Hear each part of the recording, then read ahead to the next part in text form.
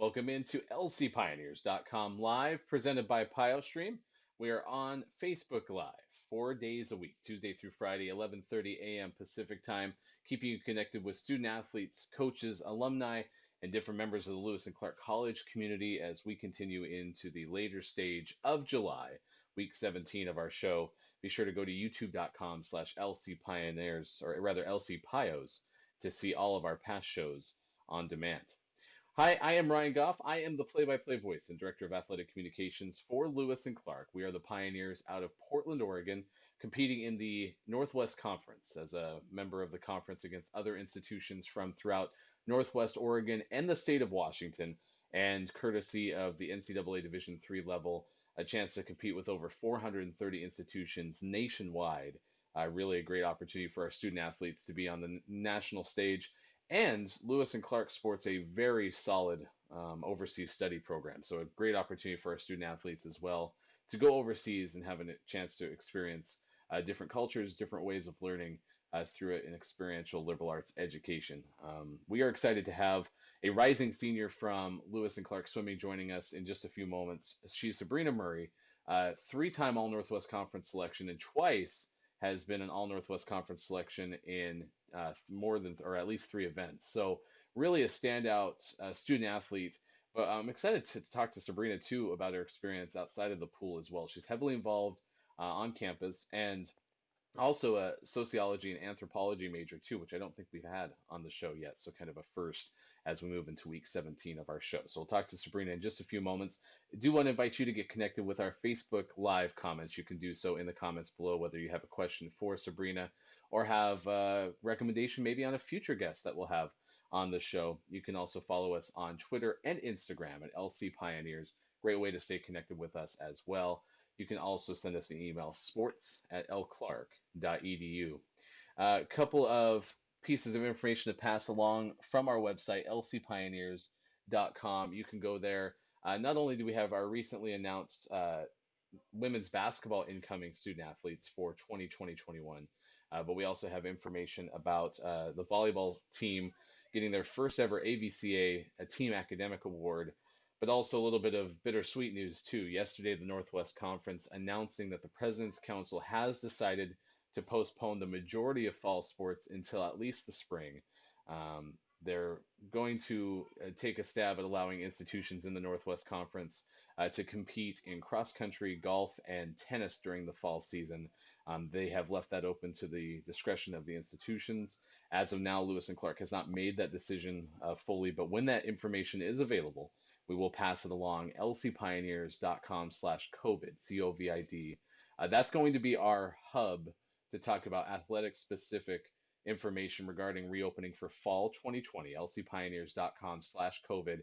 And we'll work in conjunction with the Lewis and Clark landing page that they have as well, discussing everything that students, parents, community members need to know about reopening for fall 2020. As you can imagine, especially in the athletics realm, there's been so many things that are up in the air, and you never know. I mean, tomorrow something new might change from a federal, local, county guideline, state guideline.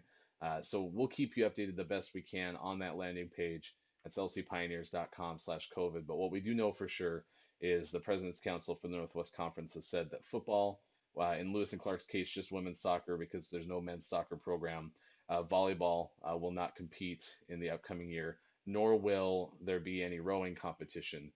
Northwest Conference oversees women's rowing for the fall 2020 component because rowing does serve that split season with a little bit in the fall and a lot in the spring. So bittersweet news for sure, but be sure to check that out, lcpioneers.com/COVID, and we'll keep you up to date the best that we can. So let's swing from a little bittersweet to a positive note, and that is our guest today. She is a rising senior for Lewis and Clark women's swimming. We're proud to welcome in Sabrina Murray to lcpioneers.com live. Hi, Sabrina. Appreciate you taking some time to join us on this Thursday. And I like to kind of start out when we have a chance to talk to our student athletes about the beginning, and especially with you going into your senior year and reflecting on it. Describe why you chose Lewis and Clark in the first place to compete as a collegiate student athlete.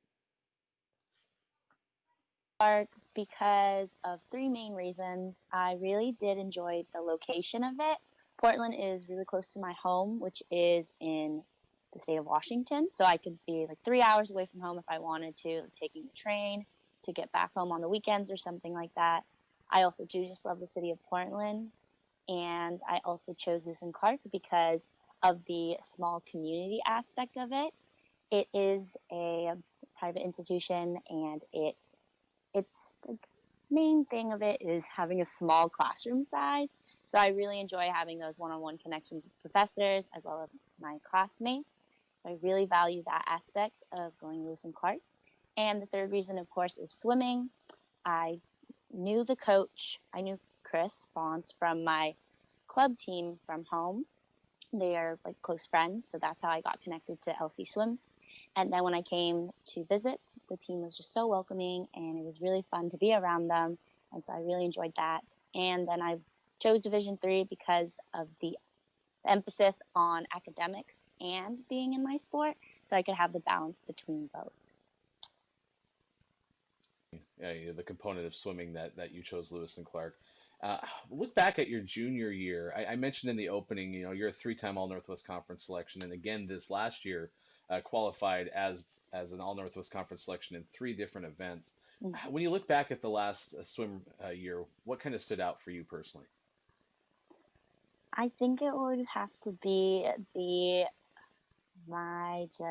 team. Yeah, I would say it was the team aspect. I think that every team is different every year, and it's always really like interesting, but also just fun to see who comes in. And this past year, I think the team really bonded well, and we had a great time together. And I think that really helped push myself to work harder and just achieve higher goals. And so I really appreciated that aspect of having great team members. And since I swim distance, the distance team is pretty strong together. And so when the incoming first years, it was great to have that kind of a competition in the pool to really train hard. Well, and this was a fun year from my perspective because it was my first chance to ever get to go to the Northwest Conference Championships. Lewis and Clark was the Mm-hmm. host, and we were able to arrange it so that I could at least spend a day and a half, 2 days up there, which was great.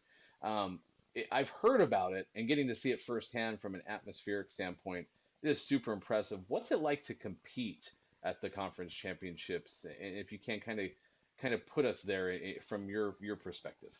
Mm-hmm. So the Northwest Conference Championships last for 4 days. So they begin Thursday night, and that starts with relays only, no individual events. So that night is just everyone is pumped, everyone's well rested, and just when you walk into the King County Aquatic Center, which is where the conference championships take place, you just feel the the excitement, and it's just huge. And many like amazing swimmers have swum there. The Pac-12 championships are swum there, so that's really exciting. And you just know it's a fast pool. And so when you get in there, it's just everyone's really excited to get going. So you just start off the night great with relays, because relays are always fun. It's just 4 people, and that's always a team builder. And then Friday, Saturday, and Sunday are all focused on the individual events. Relays are always at night, so the mornings are prelims and then finals. But I would say being there is just really fun because everyone has their designated team spots. And so you can always be with your team, but then you're always close to other teams. And I would say that Lewis and Clark, the swim team, does a great job at being friendly with others. And so it's really fun to see all of our friends from all over the conference. And then just cheering is so exciting. I love to cheer for my teammates. I like to just watch people swim. And so being so close to the pool is always fun to be at because that's where we're all collected. But yeah, I would say that everyone's just really pumped throughout. Even though it's a 4 day competition, we always bring the energy, and it's really exciting to be. Yeah, energy definitely stands out for me when I got to Mm-hmm. witness that firsthand. Our guest is Sabrina Murray, rising senior for Lewis and Clark women's swimming, sociology and anthropology major, and in addition to being a three-time All Northwest Conference selection, also a Northwest Conference scholar athlete. You described a little bit about your team culture, Sabrina, and I wonder how much of that you can attribute to the coaching staff. Kind of give us a glimpse inside. Well, Chris Fonts, he's been a longtime head coach of the swimming programs at Lewis and Clark, and the staff. How do they motivate you? How do they develop you? What's it like to compete for them? course. I would say our coaching staff is amazing.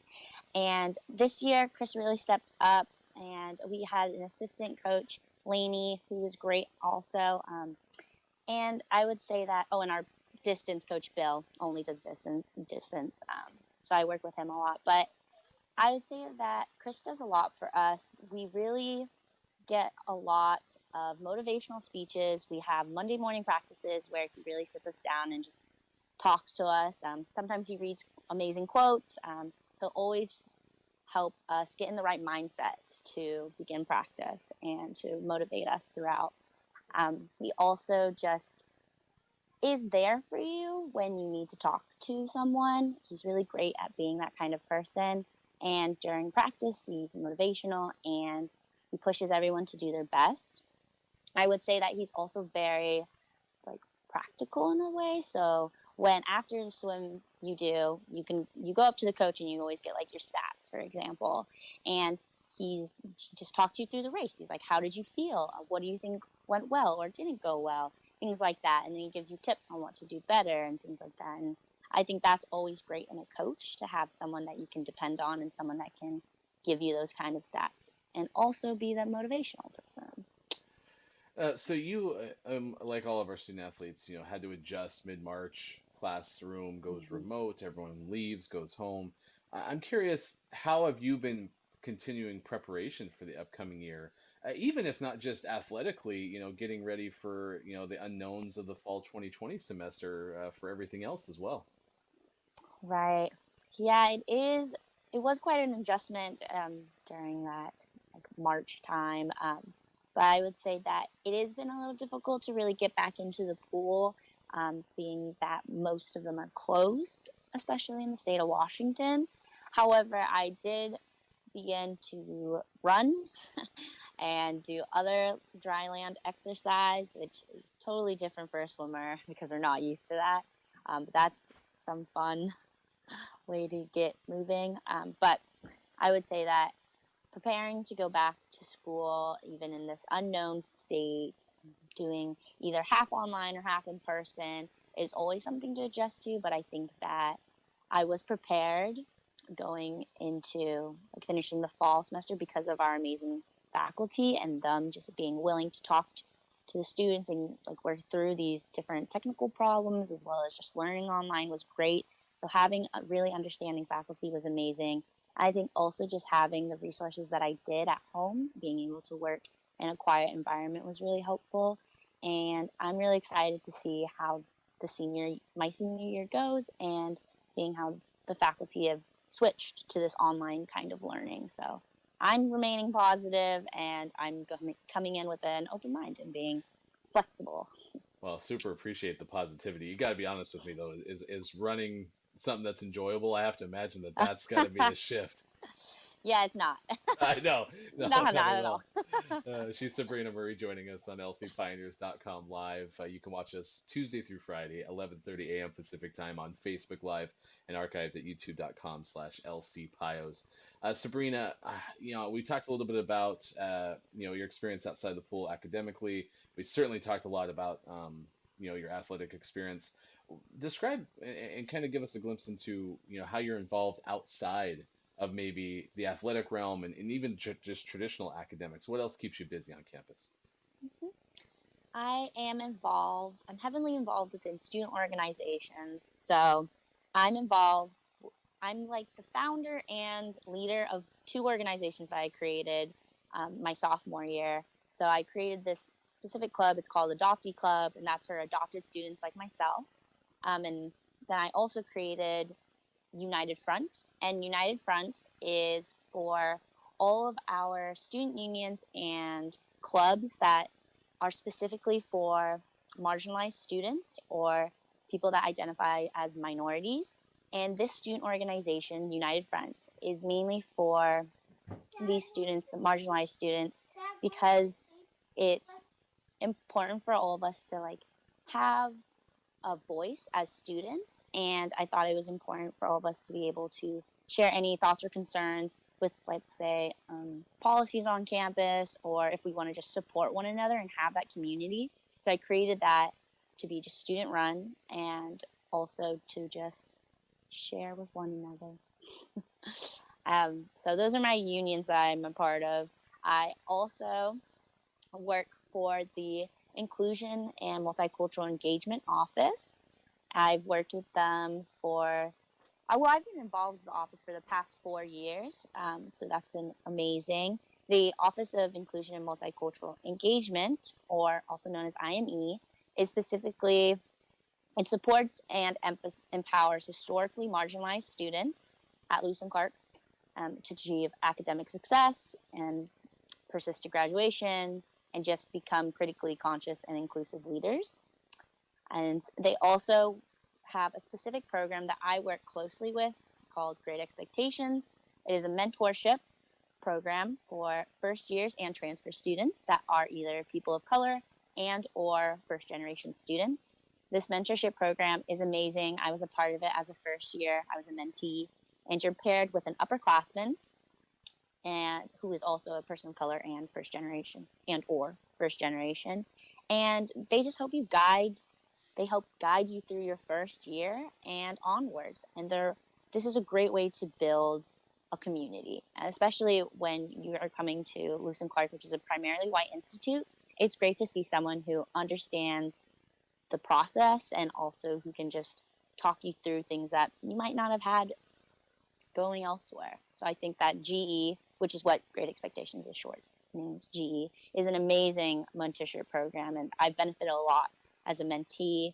I was a mentor my junior year to last year, and then my sophomore and now senior year, I work for IME. Now, you described two different experiences in the sense that, United Front is something you founded and is fully student run, and then Mm-hmm. IME, you work in partnership with staff from the college. I'm Mm-hmm. curious if you can kind of give a glimpse into like almost comparing and contrasting those experiences, especially like, what have you seen in terms of growth with United Front? You said you started that when you were around your sophomore year, correct? So, I mean, have you Mm-hmm. seen outcomes from that with your fellow students, really impactful for moments having an opportunity to be in a student-run organization? I think that's great to think of those two in comparison. I think that both have the same goal and direction since they're both centered around people of color and first generation, but mainly marginalized students.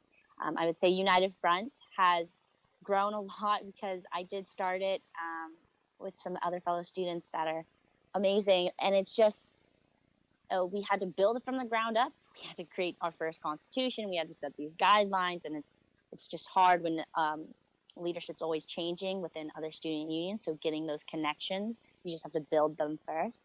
I would say the most change that I've seen within United Front would be just the way our communities, the goal has changed. So we first started with just being that supportive group, having the collaborations with one another within student unions, for example, and getting to know one another.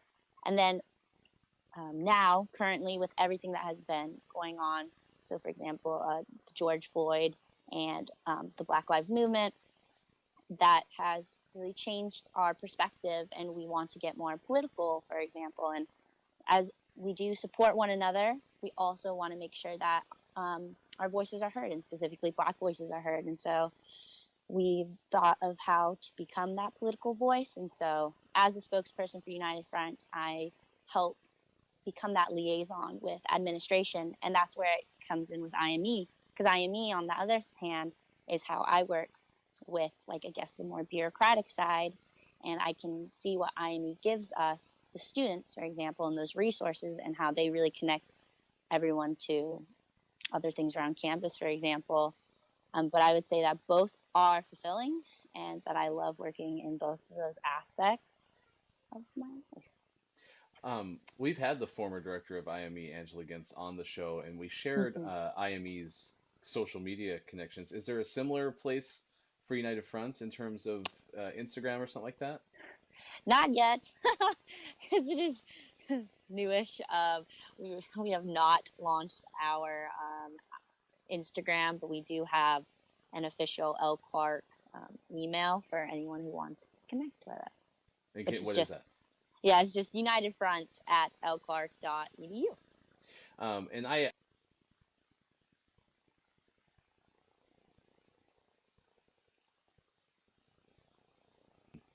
with Angela. I was saying, you were comparing and contrasting those two platforms or those two organizations. I had mentioned mentorship as a big part that I see as you describe Great Expectations and describe the IME office.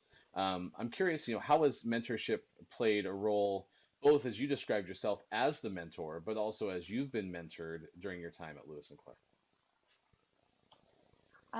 I would say that it's played a big role in like finding myself, identity wise, and really setting like just what I'm interested in, for example. So coming in as a first year, being in that program really connected me to the IME office. It also connected me to a bunch of students that I could identify with. And that was great because I got first friends from that. And I also was able to really understand like what a academic advisor was, or how to sign up for classes, or what to do when just in certain situations I like need to go to someone. And that's what a mentor was. A mentor was someone that could answer both the academic questions but also personal questions that, like, if I needed someone to go to, the mentor was there. And they've been through it all, so they could understand what I was going through. And so like that really helped form my sense of community really like early on, and making me feel like I wasn't alone and that I belonged on the campus. And I really wanted to give back to my community, the LC community, as well as just IME for what they gave me. And as being a mentor, that was an amazing opportunity to really connect with first years. And it was also a great way to just help lead them through this time. And then also it was pretty wild because of what happened with COVID, which kind of like put everything at an abrupt halt. And like that was something new to adjust to. And I think it was great to have like a mentor to help them figure out this kind of time.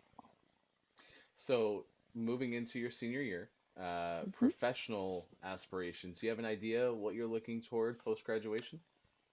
I'm hopefully going to get a master's in higher administration or student life with a focus on diversity and inclusion. And that looks like what like a dean of inclusion, oh wait, diversity and inclusion, or things like that, or working in admissions. I think that my passion really stemmed from that first year being in that mentorship program and really learning from IME.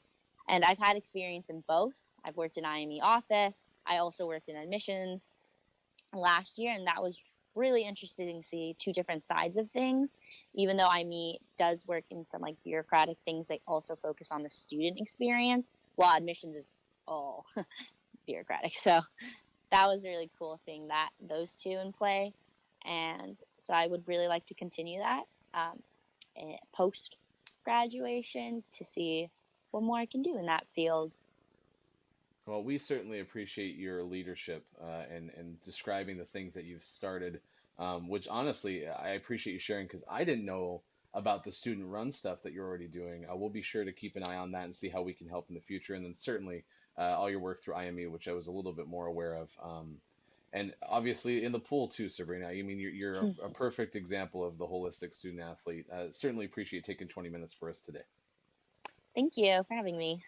That's Sabrina Murray on lcpioneers.com live. Yeah, I think that is a perfect example of the holistic approach. I mean, I wanted to make sure that I let her know that. But United Front, you can follow that email address to contact her. Be sure to share this show if you have any people on the Lewis and Clark College campus that you want to share that with. And we'll certainly have her on back again. The one thing that we opened up the show with was the postponement of the majority of our fall sports. And with that, athletics is a department within the Division of Student Life. And so we'll continue doing the show to try to keep everyone connected from an athletics lead, but certainly looking at the holistic approach to student athletes at Lewis and Clark. And then I'm obviously starting to figure out how we can do more within the Department of Student Life too to keep all of our students engaged. It's going to be tough to not have athletics this year for me. And so the next thing that I enjoy the most about this opportunity to work with Lewis and Clark is a chance to work with our student athletes as much as I possibly can. So kudos to Sabrina. Thanks for bringing your voice to our program, and certainly for being an excellent example for Lewis and Clark. Um, it's been a fun week, really. I mean, you look at the guests that we've had already this week, a lot of impactful alumni prior to Sabrina's appearance today, and that conversation continues going on next week and into tomorrow as well. Margaret Dowling is set to join us on Friday. She is a former Lewis and Clark dual sport student athlete. She was very good in both women's basketball and volleyball, and she now works in the healthcare industry. We'll get an understanding of what her role is and what she did post Lewis and Clark. And the next week, Sierra Starnes is going to join us, recently graduated from the women's track and field program. She's an Oregon native and joined Lewis and Clark for all 4 years. She also helped us a little bit with PioStream, but she kind of was all over the place with her experience at Lewis and Clark in terms of helping different parts of our department. I'm kind of interested to see where she's going from here as well. And then Mark Figueroa, who is our Dean of Equity and Inclusion at Lewis and Clark, he's scheduled to join us on Wednesday, on the 29th. We're going to have a conversation about equity and inclusion at Lewis and Clark, and as long as his calendar stays open, that is what we're expecting to do on Wednesday. So excited to talk to him as well.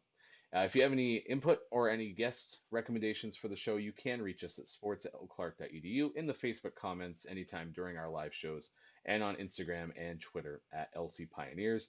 Big thanks to you for watching. Big thanks to Sabrina Murray for joining us. I'm Ryan Goff. Thanks for having fun with us for sure. And we will be back tomorrow for another edition of lcpioneers.com Live. We are Tuesday through Friday, 11:30 a.m. Pacific Time on Facebook Live and archived at youtube.com/lcpios. Until tomorrow, goodbye, everybody. Thanks for joining us. I'm Ann Bentley. I'm an associate professor of chemistry, and in this research group, I supervise the 2 students working in the Rogers program this summer in our lab. The brown bag experience is a good chance for students to get experience presenting their work that they've done in the lab, especially to an audience that's not technical. What's intriguing about the brown bag experience is it incorporates all of the Rogers program. So I'm able to hear people in the psychology department and what research they're doing, but it also gives us the opportunity to share our research with the greater science community at Lewis and Clark. And for incoming students, the summer program is really beneficial for getting opportunity in research.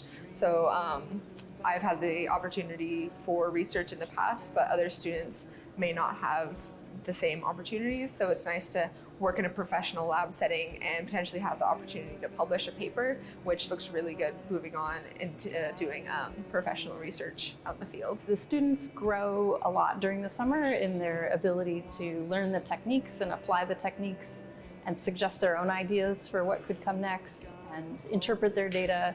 It's just a big, usually if they haven't done research before, they learn a lot in that short period of time.